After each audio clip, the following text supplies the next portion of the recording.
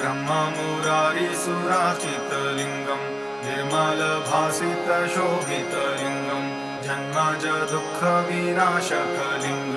तत्प्रणमामि सदा शिवलिङ्गम्